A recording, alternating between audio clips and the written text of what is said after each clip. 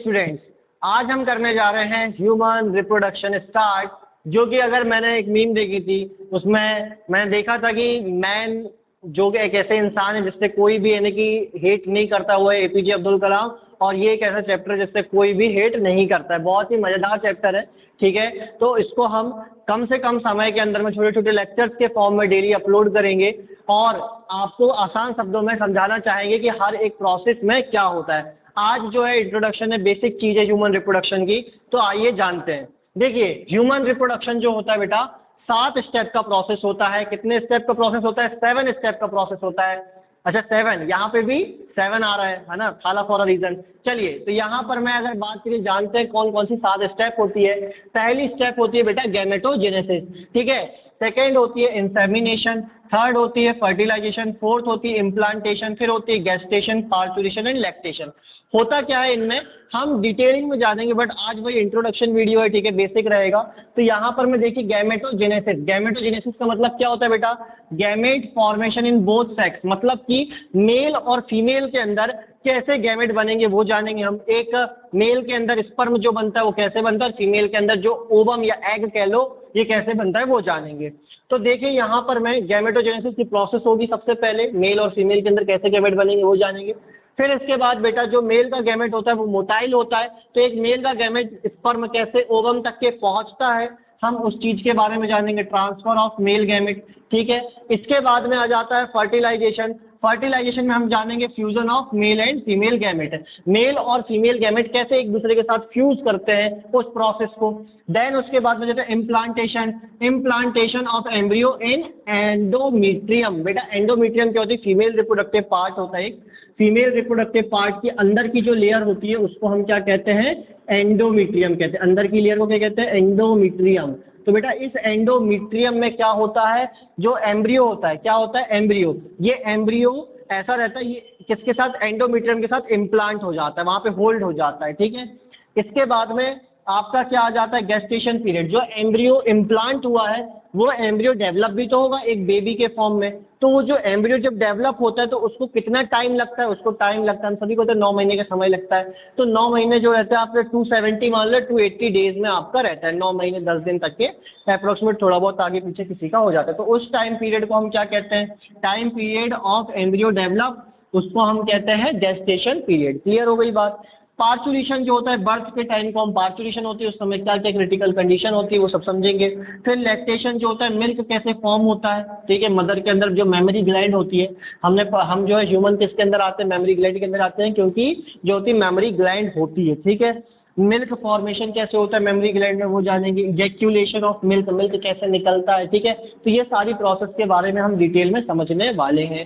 तो चलिए देखते हैं यहाँ पर मैं रिप्रोडक्टिव ऑर्गन मेल के अंदर में क्या होता है। मेल के अंदर देखिए रिप्रोडक्टिव ऑर्गन सभी के अंदर में अलग अलग होता है। मेल के अंदर और फीमेल के अंदर जो रहता है रिप्रोडक्टिव अलग अलग होते हैं। मेल के अंदर रिप्रोडक्टिव ऑर्गन होता है टेस्टिस, और फीमेल के अंदर रिप्रोडक्टिव ऑर्गन होता है ओवरी, ठीक है। अब बेटा ये जो टेस्टिस है, इस टेस्टिस के अंदर में क्या होता है? एक प्रोसेस होती है जिस प्रोसेस का नाम होता है स्पर्मेटोजेनेसिस। ये स्पर्मेटोजेनेसिस के जो प्रोसेस होती है इसको भी डिटेल में समझेंगे, जिसके चलते क्या होता है? स्पर्म का फॉर्मेशन होता है। स्पर्म क्या है? आपका गैमेट है, ठीक है। और टेस्टिस और ओवरी ये दोनों बेटा आपके क्या कहलाते हैं? इनको हम बायोलॉजिकल टर्म में गोनैड्स कहते हैं। क्या कहते हैं? गोनैड्स कहते हैं। ध्यान से सुनिए फिर से मेरी बात को।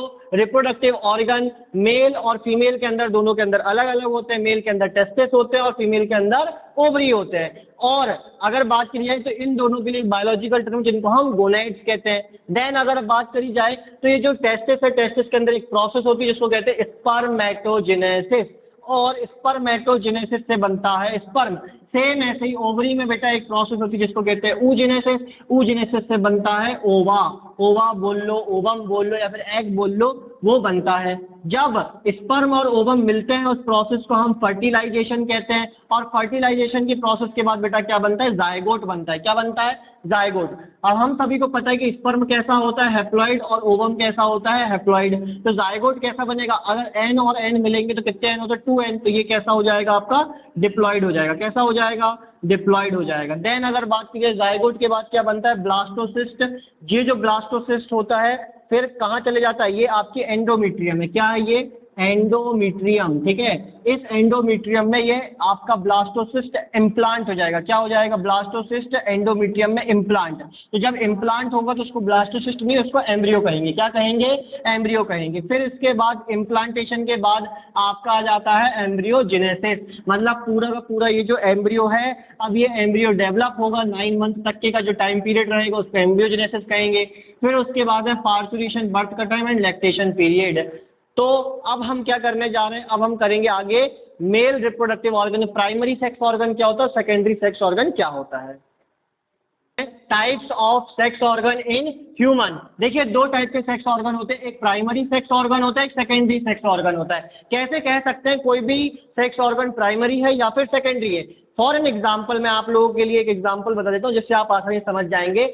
मान लेते हैं आईफोन कंपनी जो है आपकी क्या करती है भाई, सीधी सी बात है, आईफोन कंपनी क्या करेगी? आईफोन को मैन्युफैक्चर करेगी। ऐसा थोड़ी है कि आपने आईफोन ऑर्डर करा तो आपके घर तक के जो है आईफोन कैसे आ रहा है। कोई भी फोन मान सकता है, वैसे जरूरी नहीं है। कोई भी फोन कंपनी, सैमसंग है, वन प्लस है, रियलमी, जो भी आपका फोन हो, तो आपकी जो फोन की कंपनी आपने ऑर्डर करा तो वो जो कंपनी है वो कंपनी आप तक के घर तक के छोड़ने नहीं आएगी। आपने जिस साइट से ऑर्डर करा है वो साइट आपके इस पे छोड़ने आएगी, जो भी डिलीवरी करेगी। तो कहने का मतलब क्या है? कहने का मतलब ये है कि जो एक मैन्युफैक्चरिंग कंपनी है उसका काम होता है मैन्युफैक्चर करना, और एक ट्रांसपोर्टेशन कंपनी होती है जिसका काम होता है ट्रांसपोर्ट करना, पिकअप एंड ड्रॉप करना। क्लियर हो रही है बात? तो आप इस चीज को समझिए कि यहाँ पर प्राइमरी कौन है, सेकेंडरी कौन है। बेटा एक बात बताओ, अगर आपका फोन मैन्युफैक्चर ही नहीं होगा तो ट्रांसपोर्टेशन कंपनी क्या ट्रांसपोर्ट करेगी? कुछ ट्रांसपोर्ट ही नहीं करेगी। तो सबसे मेन क्या है? सबसे मेन है मैन्युफैक्चरिंग होना। तो मैन्युफैक्चरिंग क्या हो जाएगा? प्राइमरी हो जाएगा। सेम बेटा ऐसे ही हमारी बॉडी के अंदर भी दो प्रोसेस होती है, मतलब कि पहले गैमेट बनते हैं फिर ट्रांसपोर्ट होते हैं। तो गैमेट जो बनते हैं उसको जहां बनेंगे उस जगह को हम कह देंगे प्राइमरी सेक्स ऑर्गन, और जिस के थ्रू ट्रांसपोर्ट होंगे उसको कह देंगे सेकेंडरी सेक्स ऑर्गन। तो यहाँ पर देखिए जो प्राइमरी सेक्स ऑर्गन है मेल के अंदर अलग होते हैं और फीमेल के अंदर अलग होते हैं, हम समझ चुके हैं। तो कहने का मतलब क्या है? कहने का मतलब ये करते क्या है? ये करते हैं गैमेटोजेनेसिस की प्रोसेस। क्या करते हैं? गैमेटोजेनेसिस, मतलब गैमेट को बनाएंगे। वही चीज, फोन मैन्युफैक्चरिंग कंपनी प्राइमरी, तो वैसे ही यहाँ पर गैमेट बनाने वाले जो मैन्युफैक्चरिंग ऑर्गन होंगे उनको हम क्या कहेंगे? प्राइमरी सेक्स ऑर्गन कहेंगे। तो ये क्या होंगे? गैमेटोजेनेसिस करवाएंगे। दूसरी चीज ये क्या करेंगे? सेक्स हार्मोन को सिक्रीट करेंगे। किसको सिक्रीट करेंगे?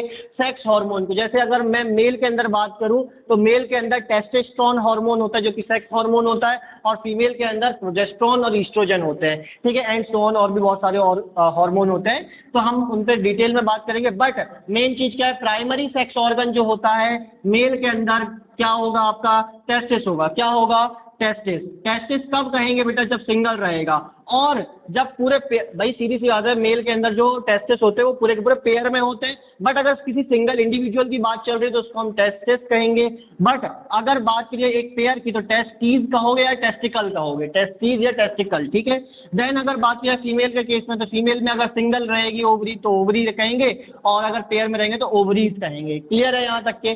तो ये तो हो गया प्राइमरी सेक्स ऑर्गन। वही चीज अब सेकेंडरी कौन आता है? सेकेंडरी आते हैं ट्रांसपोर्ट करने वाले, है ना भाई। तो ट्रांसपोर्टेशन का काम जो करेंगे वो सेकेंडरी सेक्स ऑर्गन। और जो मैच्योरेशन, मैच्योरेशन मतलब एक बात बताओ भाई, जो कंपनी बना रही है क्या वही पैकेजिंग करके घर तक के लाती? नहीं, पैकेजिंग भी दूसरी करती है। अमेजोन से मंगा के अमेजोन वाले अपनी पैकेजिंग करके भेजेंगे, फ्लिपकार्ट वाले अपनी पैकेजिंग, समझ गए बात को। तो जो मैन्युफैक्चर करना है वो किसका काम था? प्राइमरी सेक्स ऑर्गन का। जो ट्रांसपोर्ट करना है वो सेकेंडरी सेक्स ऑर्गन का।